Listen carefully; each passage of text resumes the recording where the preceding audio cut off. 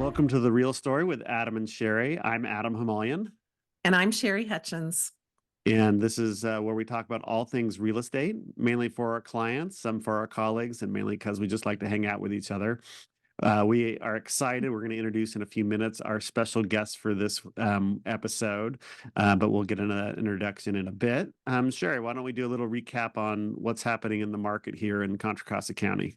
Yep, absolutely. I'm happy to do that. So, we are in the second week of May and we are nearing the end of what we call spring market. Our busy season is kind of when it stops raining and everything starts to bloom. So, end of February, first part of March, and ends as we head into what I like to call graduation season and also Memorial Day. So, we've got 3 months where we can just sell our little hearts out and then things slow down a bit. And this last week, it seemed like we might be having an early slowdown. Not quite sure about that. There were some interesting things that were happening.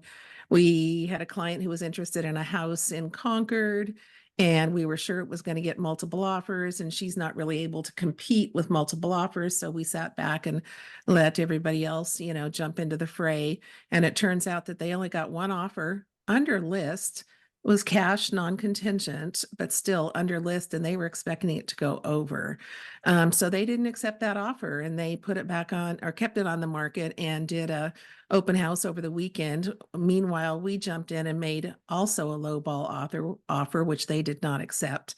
And it's just unusual for being in this middle of spring market to have something like that happen. So are we Well, maybe in a especially because transitional market? that house was really well prepared. I mean, Yeah. it looked great. I mean, the bath and vanities were a little older, but that was about the only thing Yeah. that was a drawback. They made it look really cute. You know what I love about this time of the season, and part of the reason why it's so hot is that everything is in bloom, Yeah. and that the hills have not browned up yet. So not only are the hills green, but all the flowers, the azaleas are in bloom, and everything looks spectacular. And I think that we Yep. were pretty excited that the we actually got one of our listings got moved up in the staging because we were afraid we weren't going to get staged till after Memorial Day. So we Yep. found out they were getting staged today. So we're frantically trying to get this house in the market, which is great because everything is in bloom in the front yard. So we'll see what happens this weekend. Yep. Excited to get that on the market with all 30 of the fruit trees in the backyard. Yeah, I know exactly. There was some dispute between the husband and wife about what trees are actually back there, but there's a lot. There's no dispute about that. There's a lot. There are a lot. So Uh, anyway, yeah, that's what's going on in real estate at the moment, all at least in right. our backyard. Well, I'm excited to introduce our guest for this week. I won't say how far back I go with this particular agent, but we're excited to have Melissa Lovett with us this week. She is a owner of a brokerage in Baton Rouge, Louisiana, Pivot Realty. Hi, Melissa. Welcome to The Real Story. Yay. Hi. Hi, Adam. Hi, Sherry. Thanks for having me today. It's so exciting to see you. So, Melissa and I went to college together, Wow. and actually, her husband was my roommate for a year. I don't know if you were dating when we were roommates, but pretty close around that same time. And Somewhere in there. so, Melissa, you may not remember this, but I think we met in the red brick dorms at Cal Poly on dorm government, and I think that we were both like energy officers. Were you in something Ah, like? Adam, I was the president of my dorm. Oh, I'm sorry. I'm sorry. I was the only one. I was like, I apologize for that because I was like just the energy person, and I only said yes Oh, 'cause I got to go on the retreat. oh no, I was the president of my dorm and so proud of that. Yeah, Were you in Trinity Fremont? all. Were you in? Trinity. Oh, Trinity. Okay, yeah, yeah. Which dorm were you in? Mirror. Muir. Yeah, We went to college in Cal Poly in San Luis Obispo, which is the Garden of Eden. I still say to this day, yeah, the Garden of Eden in all of the universe. It's such an amazing place. But the yeah. weather was 74 degrees, 365 days out of the year. So I think it was Perfect. my freshman year that I tried to wear shorts every single day, and I think there was a couple days in November where I had to wear long pants, but like once I came back from Christmas, it was shorts Yeah, all the the way to weather is graduate. amazing. Much different than here in Baton Rouge, Louisiana, where I Yeah. was. Yeah. All right. Well, let's talk about that. I think, like for most of us, real estate might have been a second career for you, as it is for both Sherry and I. Tell us a little bit about how you got into real estate, and maybe specifically real estate in Louisiana. Well, we moved to Louisiana. It's been 18 years now that we've been in Louisiana. I can hardly believe that. We moved here. My husband was a pastor, and so we moved here to plant a church, which funny thing is, if anybody's familiar with the South, like there's a church on every corner in the Yeah. South. And we even put like yellow caution signs that say church. So you know that there's one coming up. And so we moved here to plant a church, and I homeschooled my kids. I did that before we moved here. So we have two kids, and I homeschooled both of them. And then I was going to go into nursing school, or I always wanted to be a nurse, would still love to be a nurse. So that was my plan. But things don't always go according to my plan, hardly ever, as a matter of fact. And so we ended up closing the church. And so my husband was like, okay, we didn't really think we were going to need to have a plan B. And so if you're out there thinking, oh my gosh, they're having this podcast guest that like didn't have her act together. No, we did not think we were going to need to have a plan B. And so when you suddenly find yourself faced with needing a plan B, what are you going to do? Yeah. My husband is so smart and quick, and he said we're gonna sell real estate. He was gonna sell real estate. My daughter, our youngest, was still in her last year of high school, and I was like, I'm just finishing this. I am homeschooling our daughter. And so Mitch is such a visionary. My husband, outside of the box, wouldn't know a box if his life depended on it. And That is so true. so true. I always say, and I live in one of those office boxes with the lid that sits on top and it's wrapped in duct tape. And I'm so happy in my little box. So he is great. And Mitch is currently a licensed real estate agent also. So when somebody calls us up, and Adam and Sherry, I know you've had this, where they are just like looking for the needle in the haystack. And I'm just like, how am I ever going to find that? Mitch will find it. He will find it. He will sit down and he will do what it takes to do the research, do the digging, do the hunting, and he will find it. So he still works with me, but we found out that it's not really his forte to make sure all his very first deal that he closed, we didn't get paid because there was one document that was missing. And after you know this too, like after you walk away from the closing table, people aren't super motivated to go back and sign the documents that you need. And so I had to chase that client down and get these signatures so that we could get paid. And so we realized we were a really good match, that I could do all the detail things and he could do all the crazy out of the box things. And as time has gone on, I enjoy the marketing. I enjoy keeping in touch with my people, so like if you buy a house from me, I try to like not overwhelm them on the very first showing, but basically I'm in. One of my hashtags, one client dubbed me their realtor mom. Okay. Fair enough. And so once you start working with me, like I'm in, I'm going to know your dog's name. I'm going to know your kids' names. I'm going to come by on your birthday with a birthday card and a Starbucks drink. And so That is those kinds of. absolutely the Melissa I remember. That you have not changed in however long we've known each other. That is absolutely what I remember. And so, Mitch has a harder time keeping up with our birthdays and our family, so he was like a little overwhelmed by that. So it's really the super perfect match. I was telling Adam and Sherry that I am like the most spoiled real estate agent on the planet. I don't put signs in the ground. I don't take signs out of the ground. He delivered locked boxes for me. He'll go to inspections for me. And so he does all the hard things. Oh, I said we do open houses. It's very hot here in Louisiana. And so I sit in the car with the AC blowing in my face while he's putting 10 open house signs in the ground for me. So, Well, I think the other thing about Mitch that, I mean, yeah, well, obviously the fact that he was a pastor and very talented in those, but he actually is very handy. I mean, like when we were in college, we were working some construction together. I mean, I was the dumb labor, he was the skilled labor. So it's not, like when you say he goes to inspections, it's not just like he's a real estate agent or a pastor that showed up. I mean, like he actually knows right. what he's doing. So what a great asset. And that is super, I don't have a construction background. So it's such an asset to me to be able to say to him, okay, on a scale of 1 to 10, how big is this, and he has 40 plus years of experience in construction. And so there have been times where, and because we've been married over 30 years now, I've just lived with a man that can do anything construction wise. So sometimes that gets me into trouble because we'll be showing a house and I'll say, oh, well, we can just knock this wall down here. And we get in the car and he's like, you can't just knock down any wall you want to. You got to check and find out if, and I'm like, you can't. And he's like, no, there are things you have to check. So I have learned to say, we should ask my husband what can be done in this situation, but yeah, he is a tremendous asset.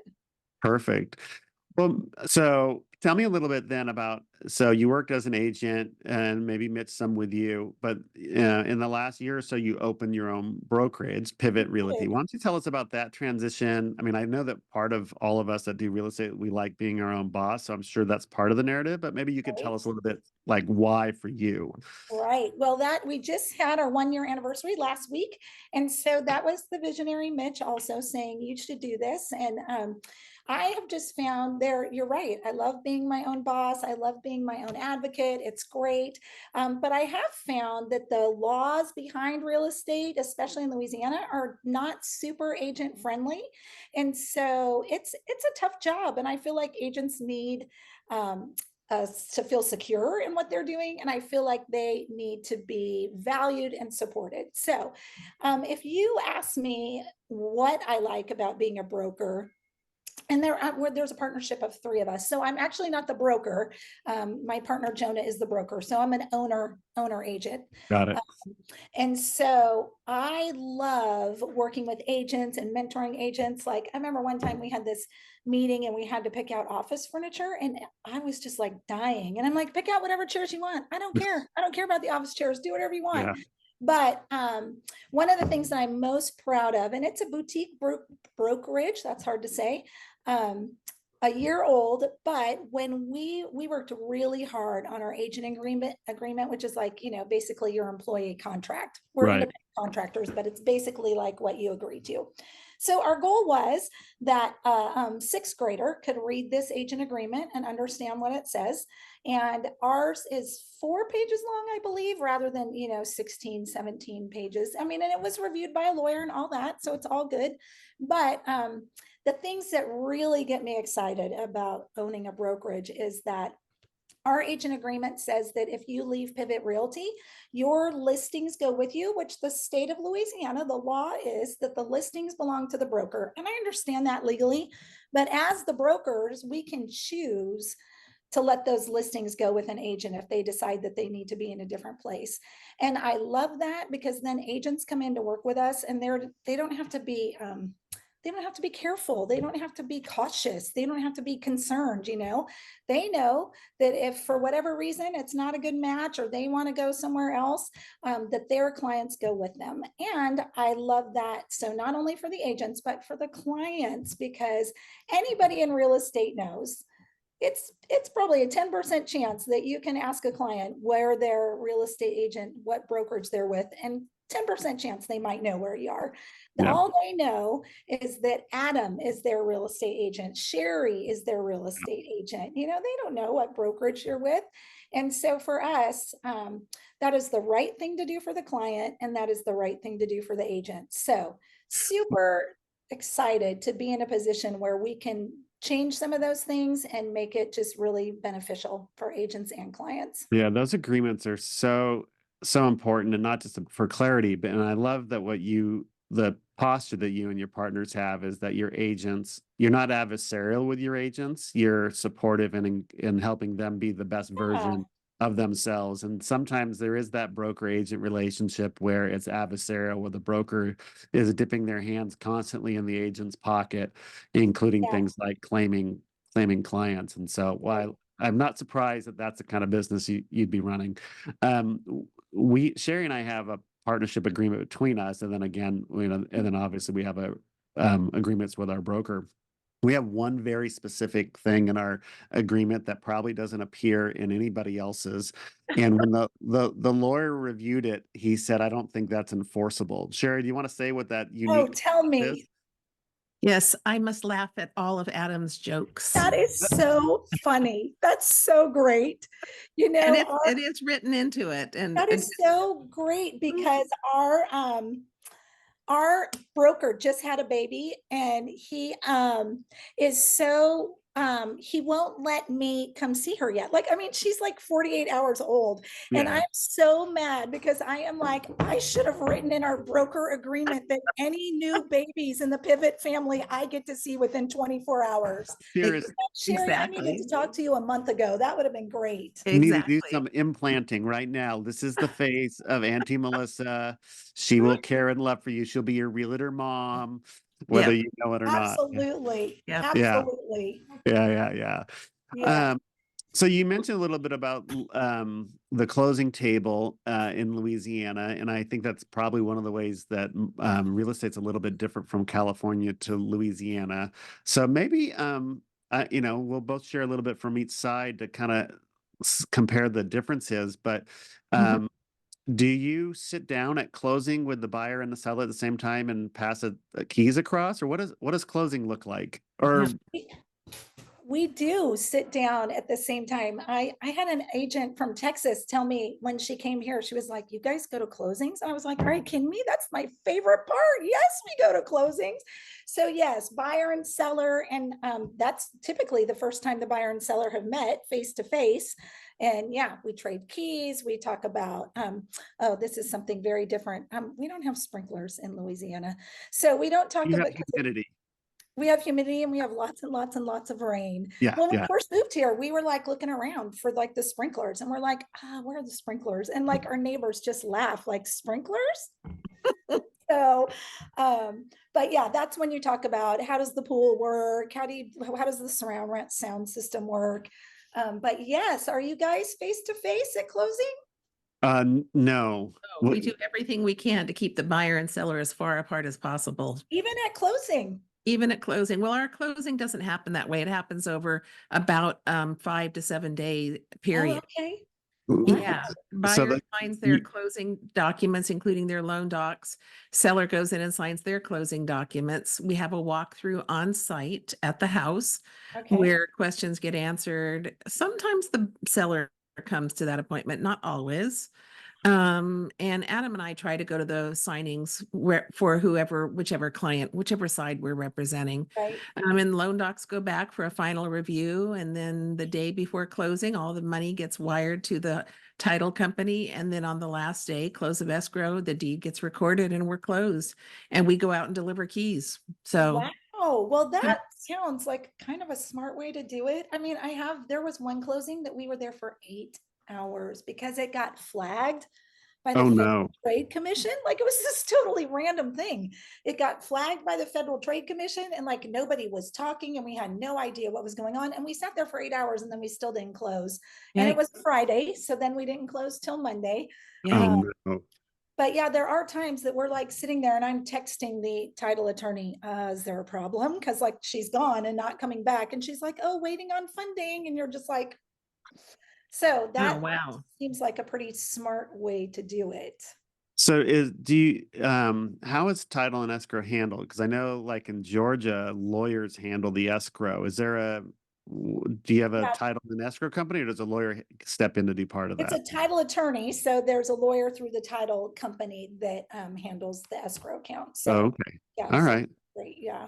Yeah. So really, there's no reason for an agent to be at closing because anything that comes up at that point is going to be handled through the title attorney and the lender, you know? Yeah. Yeah. And so I usually go and have a party and, and making it hard for important people to do their business because I'm talking about decorating and Christmas and all those things. Well, you got to distract them from the tediousness of it all, right? Yes. And besides, that's really the joy of it all is when you're able to pass the keys across the table or hand them to your client, because that's what, makes all the difference in the world. It's those stories. Obviously, working with first-time home buyers has its own kind of rewards, but we had one this last, I guess it was last year now. It just feels like yesterday. And it was an older couple. He was 90, she was almost 70, and they were kind of running short on cash, so they had to sell the house, and they were planning on moving to Nashville or someplace in Tennessee, but they were kind of stuck because they didn't have the cash flow to do just the simplest of freshening up of their house. So like not major renovations, just fresh paint. And Yeah. um Plus they had We 4 cats oh yes, they had that 4 they were cats. very attached to. And the first thing they said to us was, "We're not moving and we don't have any money." Yeah. Oh, And so we oh, were able And to we sell connect. most homes vacant out here. Yeah. okay. And we were able to connect them with a funding source that's designed to help people get their house ready. Um, and so they moved out, they moved to Tennessee, moved into a rental, waiting for their funds. And with I think it was about a $15,000 investment. We probably got them about 100 to 150,000 more for their house just because they were Wow. able to move out and we were able to paint.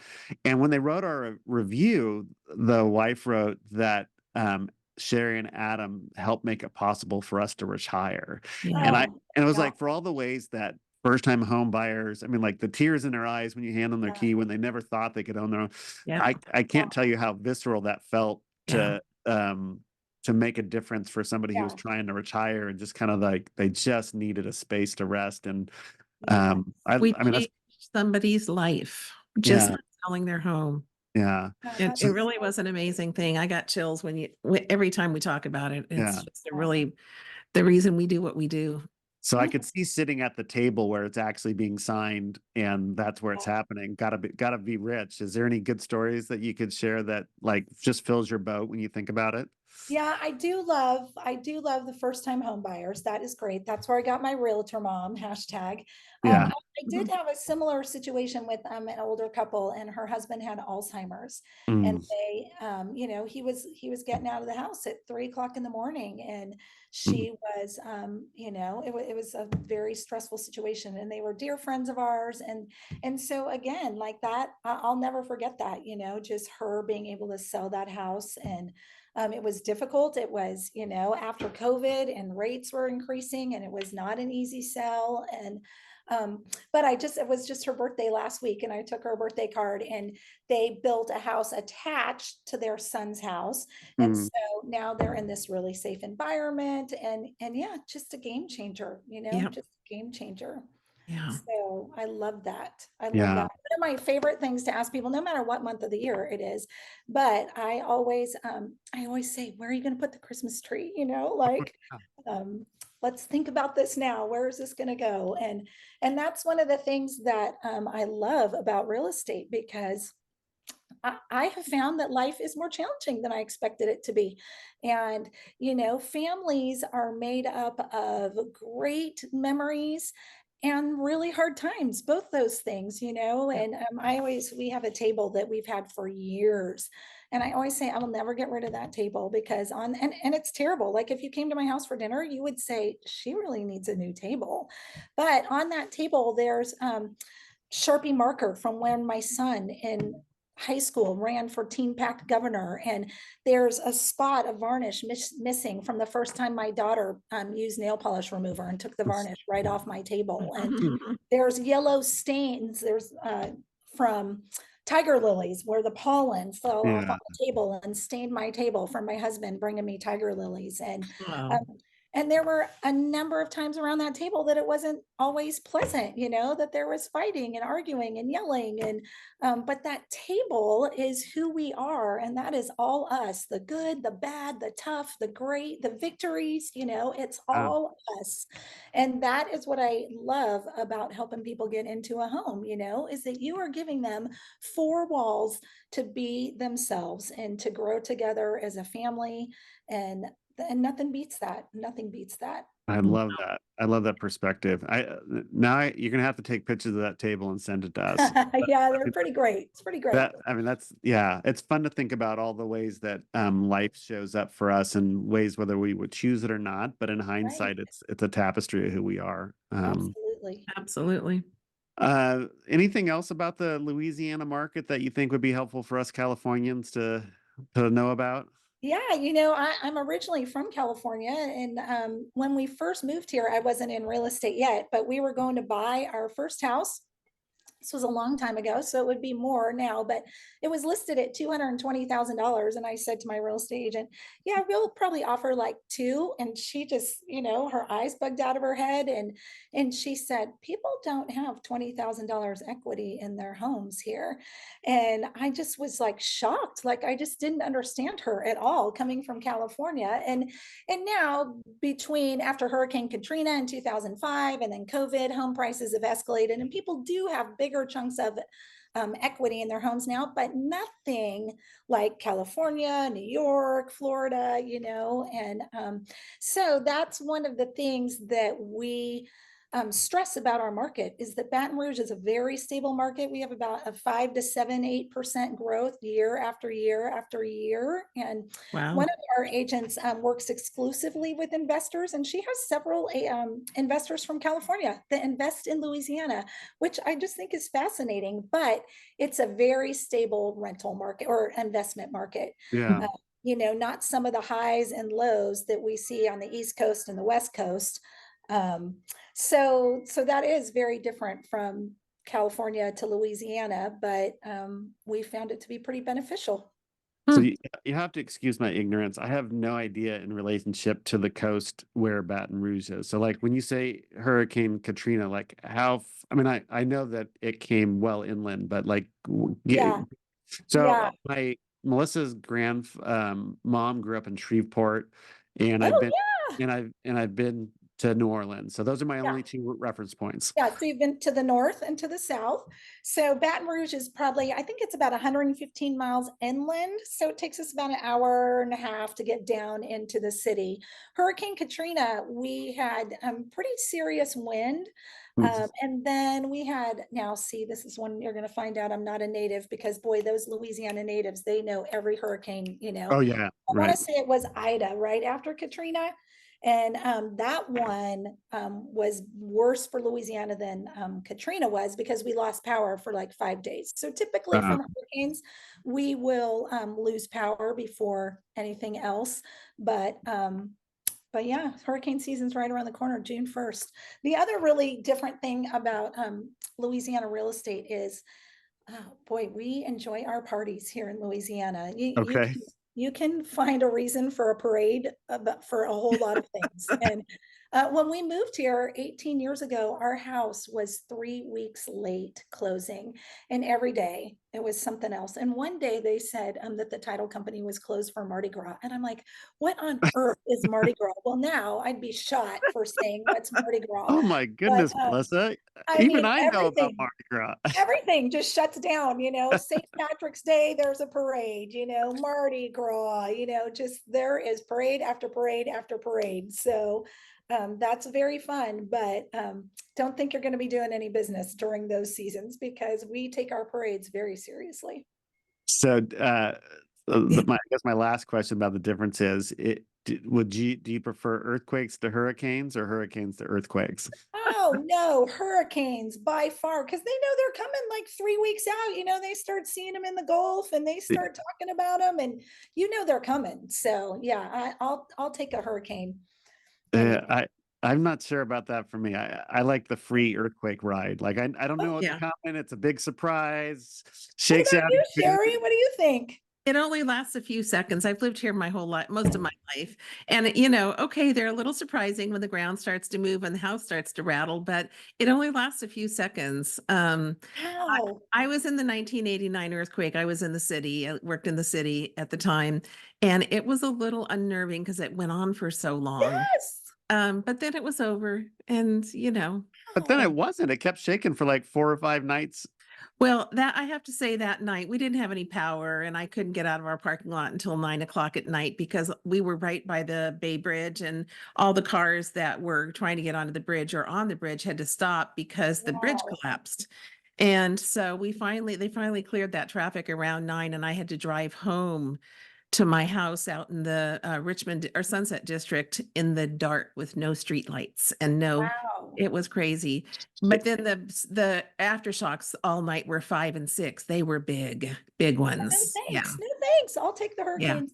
I'll take, Then, we even yeah, kind of turn those into a party, like people come to evacuate at your house and you make the crazy grocery store runs with everybody. And that then sounds fun. aftermath, in the aftermath, everybody's outside helping people pull branches out, and helping people out. And so as crazy as it is, it really is a good community building Well, time. that's kind of like Sherry. Sherry that night at La Parade was very hospitable. She had more strange men sleeping in her apartment than she's ever had. Well, there you go. There you go. That's a whole different podcast. I guess so. Tune me in for that one. No Yeah. kidding. Everything was a completely appropriate. Anybody listening, it was just what we did for everybody was helping everybody out. Don't read into that. Yes. There That's were just actually two women who walked off the bridge. They were on an AC transit bus trying to get home to Oakland. One lived in Oakland, one in Berkeley. And we were a half a block from the bridge. And everybody Wow. came onto our loading dock because the printer operators had gone around the corner after the earthquake and bought all the beer from the little bodega that was there. And so everybody came in to grab a beer, go to the bathroom, hang out, try to figure out what they were going to do. And when the traffic cleared and everybody could leave, there were these two women and they didn't know what they were going to do. And I took them home with me.